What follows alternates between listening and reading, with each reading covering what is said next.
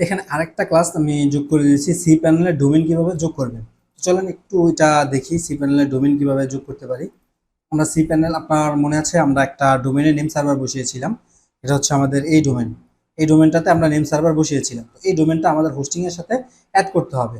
তো প্রথম কাজ হচ্ছে আমার ডোমেনের নেম সার্ভারটা বা হোস্টিং কোম্পানি থেকে নেম সার্ভারটা আমার ডোমেনের ম্যানেজ অপশনে ক্লিক করে আমি বসিয়েছি। তো এখন এই ডোমেনটা আমার হোস্টিং এ অ্যাড করতে হবে। তো আমি হোস্টিং এ চলে যাচ্ছি। হোস্টিং এ চলে যাওয়ার পরে এখানে আমি স্ক্রল করে নিচে নামবো, আমি ডোমেন সেকশন খুঁজে বের করব।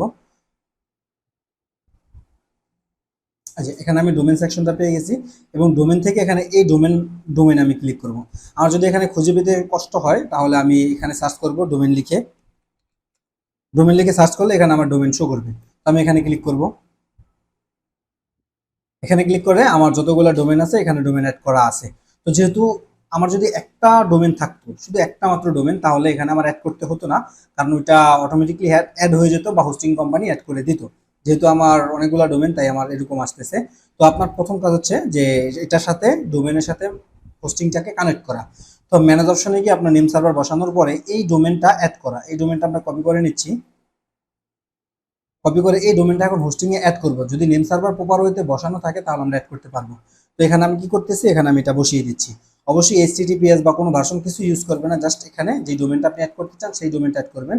আর এখানে যদি টিক চিহ্ন দেওয়া থাকে আপনার, এই যে share document to root main domain, যদি এরকম টিক চিহ্ন দেওয়া থাকে আপনি টিক চিহ্নটা তুলে দিবেন। তো আমি তুলে দিচ্ছি। তুলে দেওয়ার কারণে কি হলো, এটা নামে একটা ডিরেক্টরি তৈরি হবে এবং এই ডিরেক্টরিতে আমার সমস্ত ফাইলগুলো থাকবে। তাই আমি টিক চিহ্ন তুলে দিছি।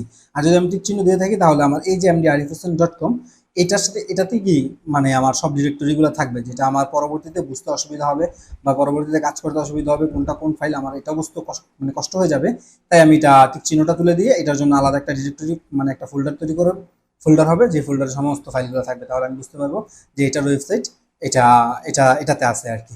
তো এভাবে দিয়ে আমি জাস্ট স্ক্রল করে একটু নিচে নেমে এখানে যে সাবমিট অপশনটা আছে, এই সাবমিট বাটনটা ক্লিক করব। যদি সাবমিট বাটনে ক্লিক করব এবং যদি আমার নেম সার্ভারটা প্রপার ওয়েতে বসে তাহলে অ্যাড হয়ে যাবে। তো আমি ক্লিক করছি। ক্লিক করার পর এখানে দেখছে success, you have successfully create a new domain skylight learning centre dot x y z. এই ডোমেনটা কি সাকসেসফুলি অ্যাড হয়ে গেছে। এখন যদি আপনার নেম সার্ভারটা একুরেট ভাবে বসাইতে না পারতেন, যদি নেম সার্ভারটা একুরেট ভাবে বসানো না হতো তাহলে এই সাকসেস আসতো না, এখানে একটা ইরোর আসতো বা হলুদ কালি দিয়ে একটা ইরোর লেখা আসতো।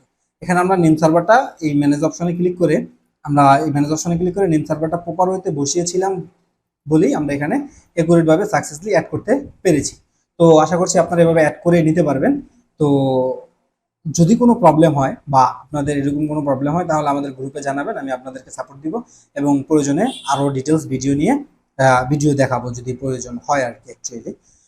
তো আমরা পরবর্তী ক্লাসে ওয়ার্ডপ্রেস ইনস্টল দেওয়া শিখবো।